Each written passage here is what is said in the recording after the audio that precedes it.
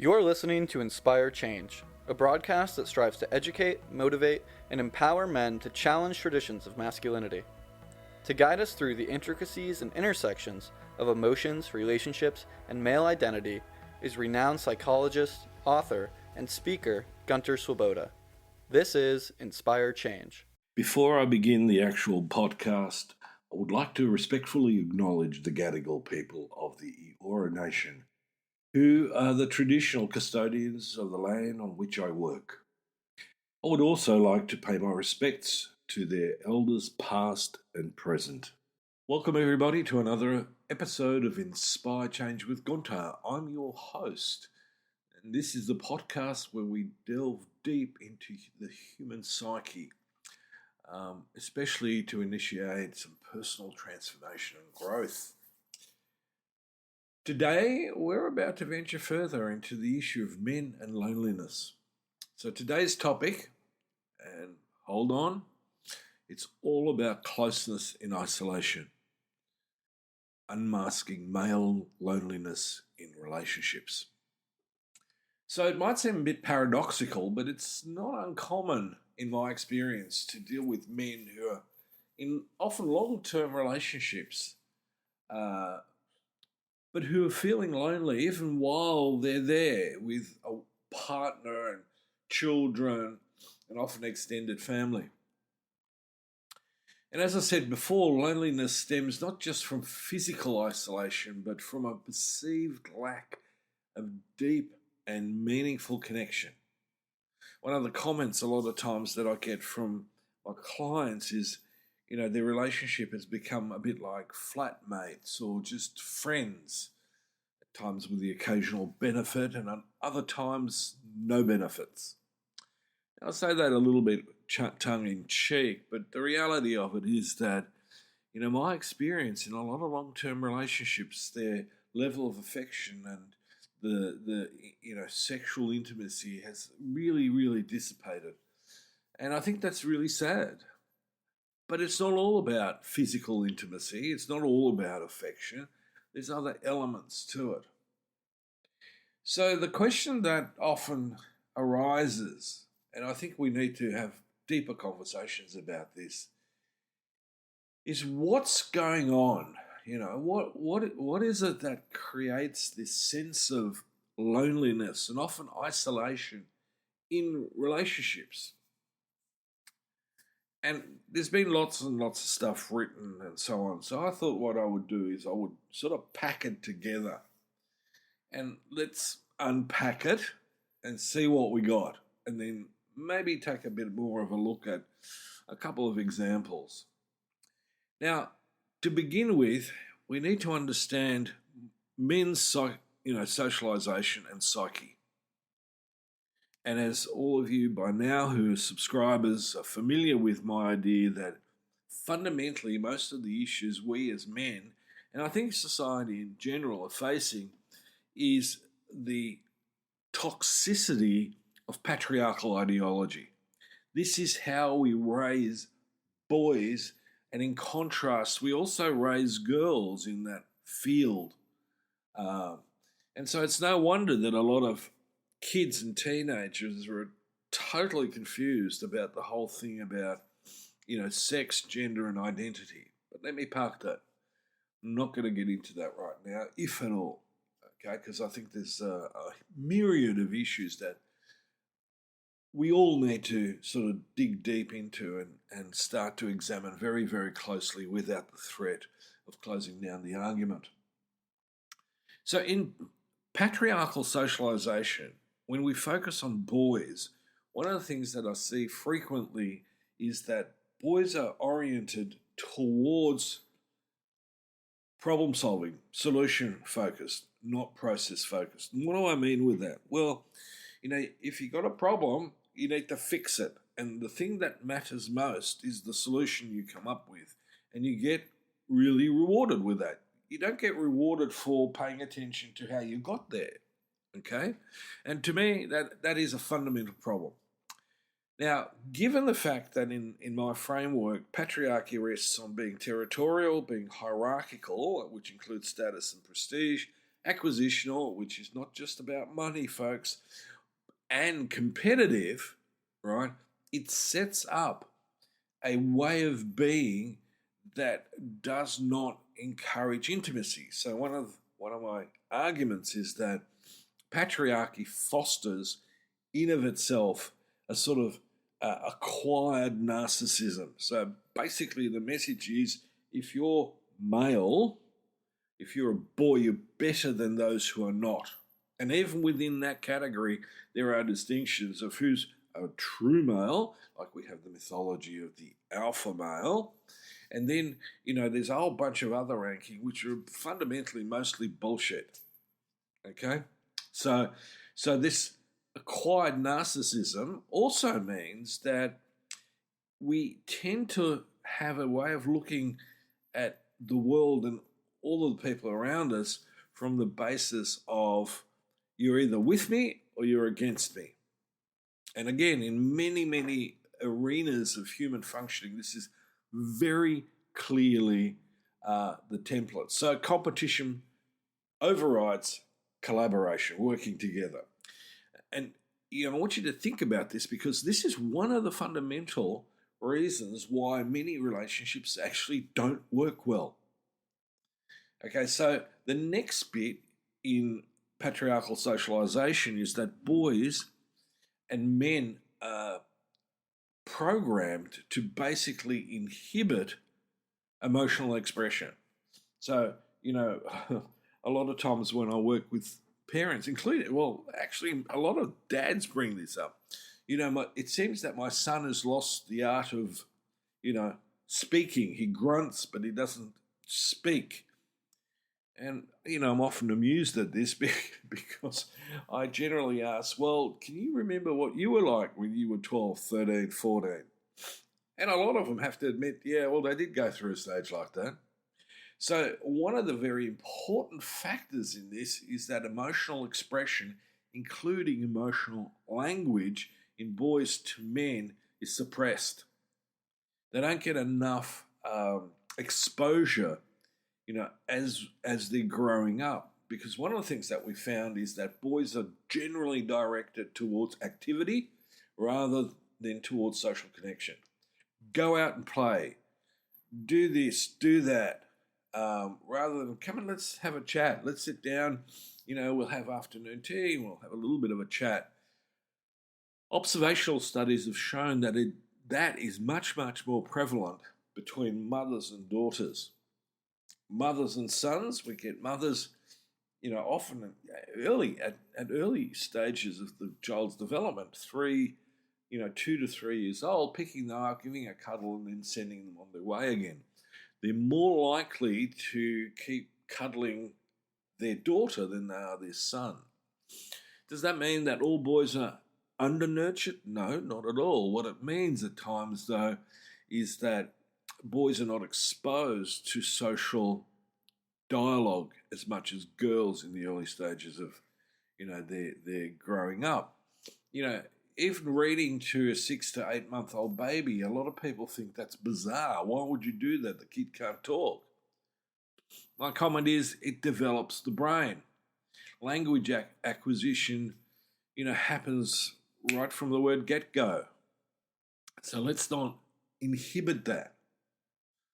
So the thing that we need to look at doing is we need to change that, okay? Because why is it that you then feel, as a man, lonely in your relationships? Well, part of it is because you can't get emotionally intimate, because that requires, a higher level of communication. And also, you can't worry about your ego. You need to come in vulnerable and authentic. So this is a major issue. A lot of men do not express, 70 to 80% of what's going on in their head in their relationship. They censor everything. Part of it is because they believe that they really express themselves, they're going to be in trouble. So inadvertently, they have this fight in themselves about whether they're more dominant than their partner, but they feel more controlled by their partner. So they're in conflict. They're, experiencing this internal tension. So, lack of emotional intimacy and poor communication. We need to help men express more than internalize. The other issue that comes up a lot is fundamentally, unmet expectations. A lot of, we get exposed to a whole bunch of rubbish through the media and social media about what healthy relationships really should look like. Most of it's based on this, overly romanticized and sexualized model, ranging from the sexually benign Disney world to the rubbish that's, thrown at us through, Married at First Sight and all that sort of garbage. It literally is Kool-Aid, right? It's poisonous, it's toxic. This stuff is ridiculous. The way that people behave on those shows, it's almost diagnostic. But in some cases, it is diagnostic, right? So the other part of it is this idea of physical and emotional connections, right? So the balance, and in my view, and, I've done serious amounts of work with couples on this, is that you're not going to have good physical connection, like, sensuality and sexuality, without the emotional affection, the physical affection, and then connecting on that level. That's when, sexual relationships really take another level.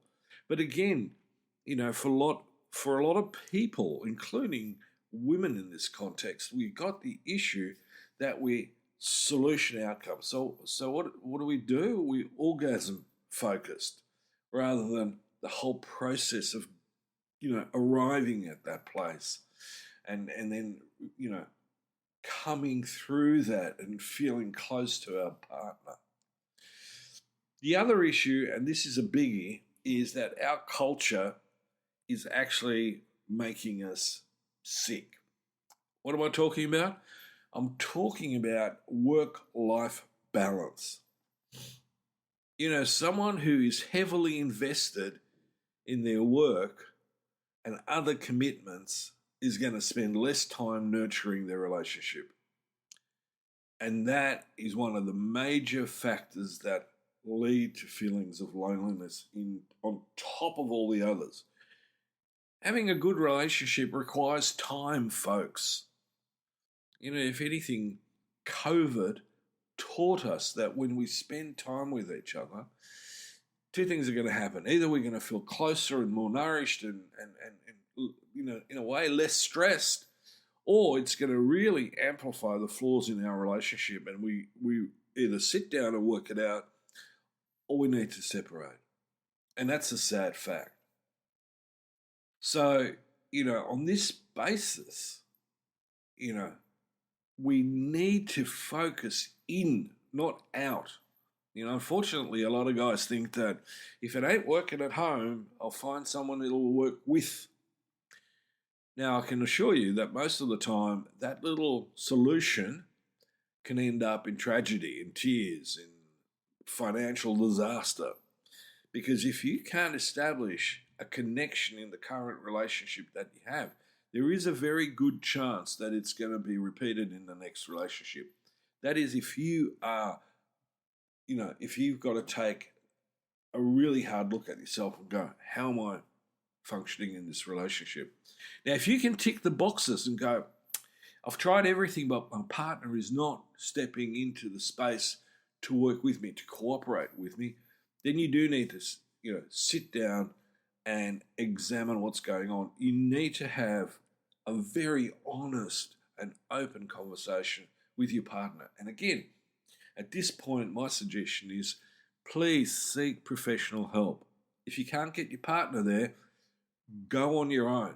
Okay, guys? So, there's no shame in a man going to seek help to, check in, do a health test.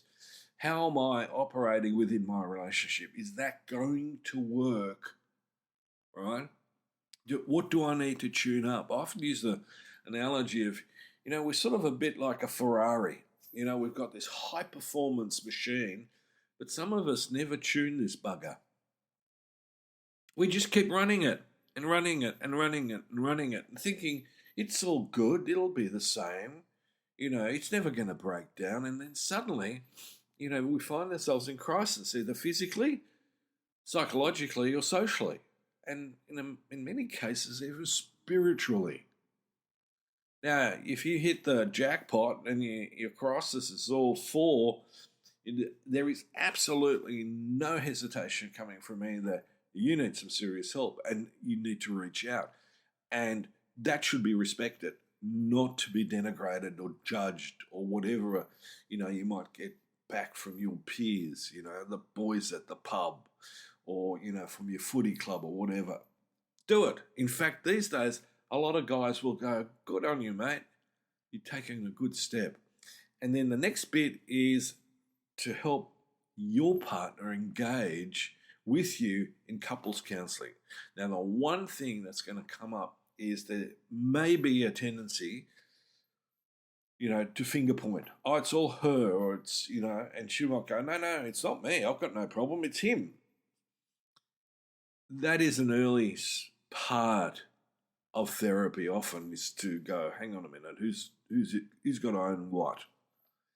And I try to spend as much time with, couples as possible, trying to get them to understand that both of us bring stuff, unfinished business into our relationships that hinder it from thriving, from growing, from truly being intimate, where both of us can feel connected rather than feeling lonely and alienated from each other.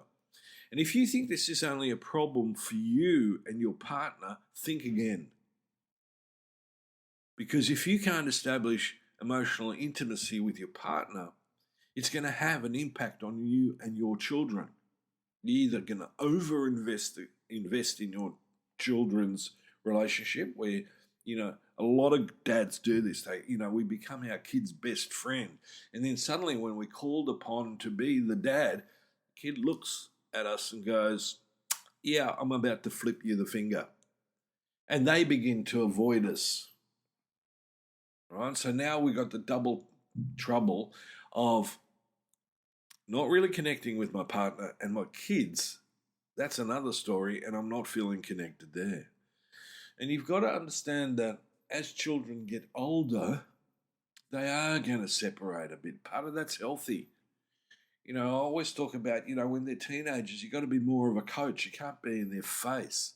Unfortunately, academic pressures, especially if you're investing $1 million in their private school education, makes us, in some ways, evil. We become like the enemy in the camp.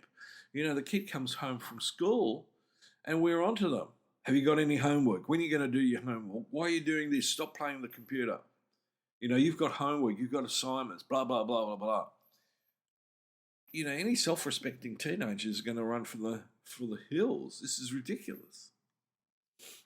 So let me bring it back. We have the capacity, we have the knowledge to really dial up our relationships with our partners so we can connect.